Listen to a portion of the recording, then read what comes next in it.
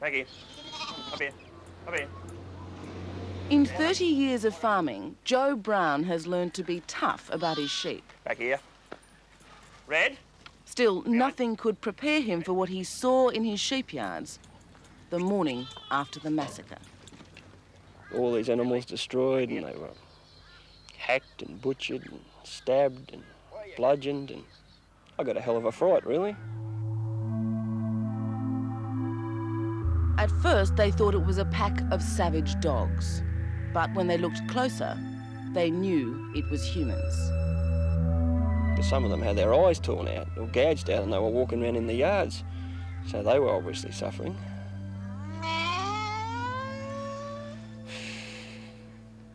Like you're holding the animal out, like on an imaginary altar if you haven't got an altar. That is. The man who did it, John Charles Burdoe. You puncture the heart, make a sign, slit the throat and whatnot, and it goes on from there. So where were the sheep? In the furthest paddock over there. We walked into the middle of them. He hasn't been back to the sheepyard since the night of the massacre. I lit a few candles and drew up a rough circle and dropped some symbols on the ground. This is how Burdoe prepared for his sacrifice, with a ceremonial circle. The circle is a protection. He believed that inside it, he couldn't be harmed.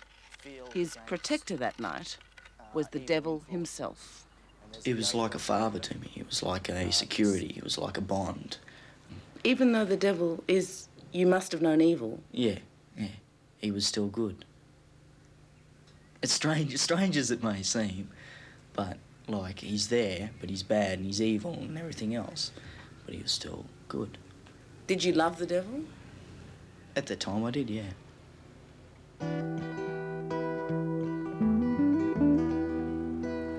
To find the devil in Warwick was an experience this quiet, profoundly respectable town has yet to get over. It's a God-fearing farming community, proud of its schools and churches. The last thing Warwick wanted was to become a case study of the dangers of the occult. You know, you just think Warwick's a quiet little country town where everybody knows everybody and everybody's business. And for something like that to happen right in our midst, we were shocked. You're aware that in Africa and other countries they do have black magic, but certainly not in the Warwick district. You know, it was a complete surprise to me. When you chose to massacre the sheep as your ritual, why did you choose them? For one reason only, the Lamb of God. And that meant they had to die? Yeah, they had to die, but not for God, for another God. What tools did you use to kill the sheep? 2 butcher's knives and a tomahawk. Wayne Richard Cockram. Like Burdoe, he was 17 at the time of the massacre. What did you think when you'd finished? Holy hell. No, wake up the next morning feeling pretty guilty. Had a gut feeling we'd get caught. They were picked up within a week. Wayne Cockram hid from the cameras. John Burdoe spat at them. Both went to jail for the crime. Though no one will say precisely how many were there that night, there was definitely a third, Craig Anderson. When did you realise that there was devil worship involved? When I spoke to Craig Anderson. Detective Sergeant Bob Bennett of the Warwick Police. It was obvious, he told me then, because he had a guilt complex and he just couldn't live with his guilt. So he told us everything. To protect his witness, Detective Sergeant Bob Bennett found Craig a hideaway. A farm 40 kilometres from Warwick on the Darling Downs. On the way out, Craig stopped to break the news to his mother, Wendy. I said, oh, what are you doing at the police station, giving a statement? I said, how on earth would you know what went on there? And he said, he was there. And I said, you were what? You know, you're in amongst that? And I just started yelling at him and he ran out the back door. That was the last time I saw him, I thought he'd run to his room to get away from my temper.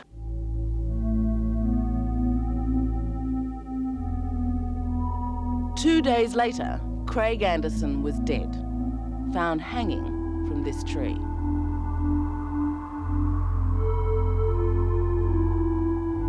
The police investigated the death of Craig Anderson and found that he committed suicide by hanging himself from that tree. Yet the people who knew Craig well still wonder about that, and his mother, even today, can't accept it. Pelting down with rain in the middle of the night, or whatever it was, 10 o'clock at night, you're going to climb a dirty big tree in the middle of a storm, tie a perfect noose, and hang yourself. For a start, Craig couldn't tie a noose. There was no way. No, he didn't seem like the type of fella who'd commit suicide. As we, when we done the thing with the sheep, he seemed to take it quite well. I don't even know what really happened to him. I don't know why he hung himself or if he hung himself. To set up a fully fledged satanic cult in a country town like Warwick is a real test of ingenuity. To begin with, where do you get the information?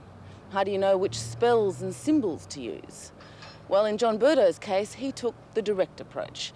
He went straight to the local library, looked under O for occult, and he was off.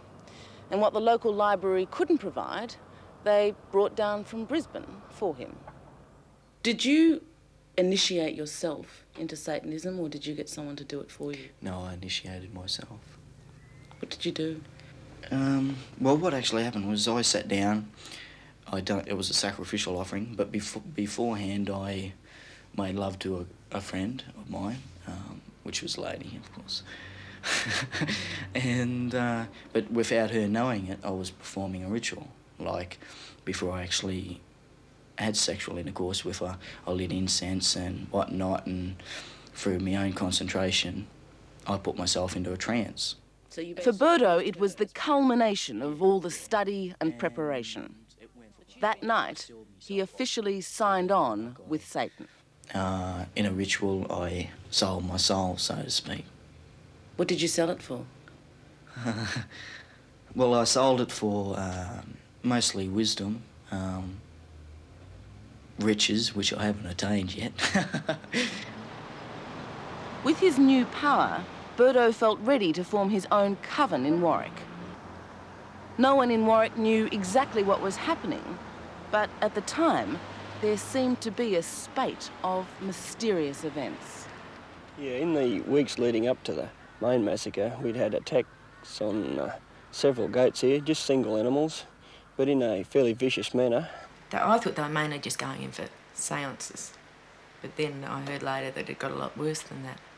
Girls initiated ripping themselves to pieces with fingernails and this sort of thing. Was that a great feeling, to be running your own coven? Yeah, well, it was, yeah. Describe it. I felt in power, I felt in control of those that are around me.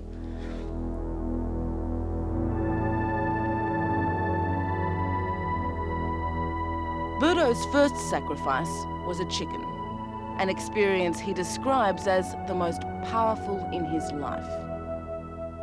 I felt beautiful. I felt on top of the world. I just felt brilliant. What did you do? Slit its throat, drained its blood into the chalice, and went on from there. Drank the blood? A portion. What animals did you kill? Everything from hens to kittens to cats to, in the end, sheep. But on the night of the massacre, it all got out of hand. Burdoe was trying to conduct a serious satanic ceremony, but for his mates, it came down to bloodlust. How much was Satanism and the devil to do with what you did that night? What I done? Oh, nothing. I just went for the kill. It got out of hand in the end because everyone started getting a little bit too psychotic and going into frenzies and whatnot, which was very strange. evil is a substantial reality, and to get involved in it and to give your allegiance to it is to very quickly get involved in something over which you've got no control, and we regard it to be highly dangerous. Bishop John Reid of St Andrew's Cathedral in Sydney. There's certainly, as you have shown in this particular incident that's on this program, it's brought death to some people, and I think that has occurred again and again.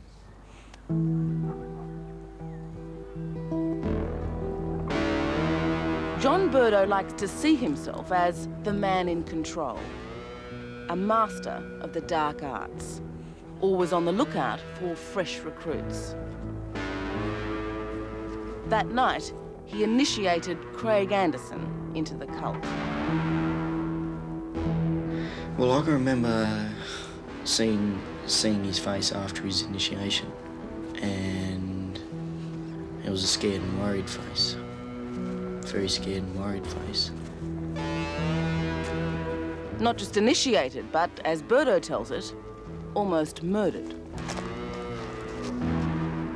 At one brief second in time, I felt the need to actually, decease the man's life that was standing beside me.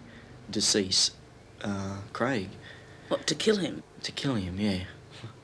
Which is not a nice thing to say. Why? Why? What were you going to do to him? Well,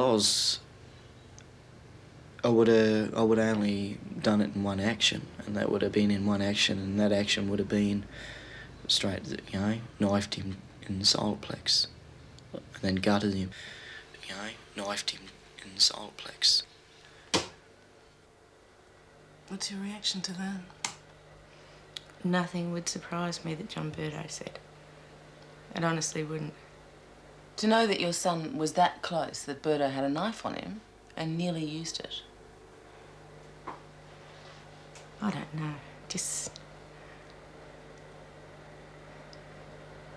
But yes, he could have, I suppose. Your No, son... Sorry? No, it's all right. I'm just trying... You've just shocked me with that.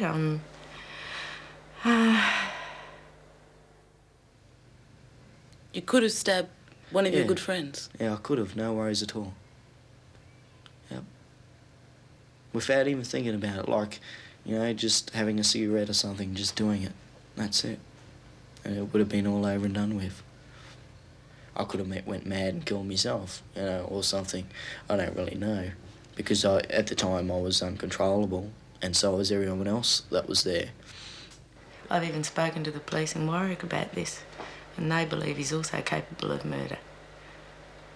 Not only with animals, they said if it wasn't stopped when it stopped, he'd go on to something else, and it'd be human beings next. If I hadn't have been pulled up at that time, it would have eventuated onto something a little bit bigger and a little bit more powerful. Craig Anderson died without telling anyone about his initiation. Burdoe says he warned Craig to keep it a secret, or something bad would happen to him. You initiated him. Do you accept any responsibility for his death? I accept all responsibility. I shouldn't have even have brought him in there. I shouldn't even have been involved in it in the first place. But, it was something that happened, and I'm very sad. I wish he'd, I wish things hadn't worked out for him like that. In a way, did you kill him? In a way, I did, yeah. I feel remorse for it, but what can I do, In a way, I did kill him. Not physically, I killed him spiritually. I would warn young people from being involved in any kind of occult practices, even if they appear to be amusing or funny, because they just lead step by step, and you can't tell what's going to be around because you've got no control over them. And certainly I would give any Satan worship the widest berth. John Burdoe has put the devil behind him. He wanted wisdom, he wanted riches. Now, he'd just settle for a job. If there's one lesson he's learned, it's not to underestimate the forces of evil. From your experience, from your knowledge, is it far more common than any of us being non-Satanists, imagine? Yeah, far more common. It's out there.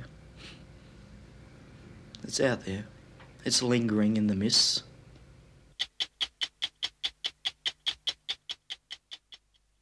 Hello, I'm Liz Hayes. Thanks for watching. To keep up with the latest from 60 Minutes Australia, make sure you subscribe to our channel. You can also download the 9Now app for full episodes and other exclusive 60 Minutes content.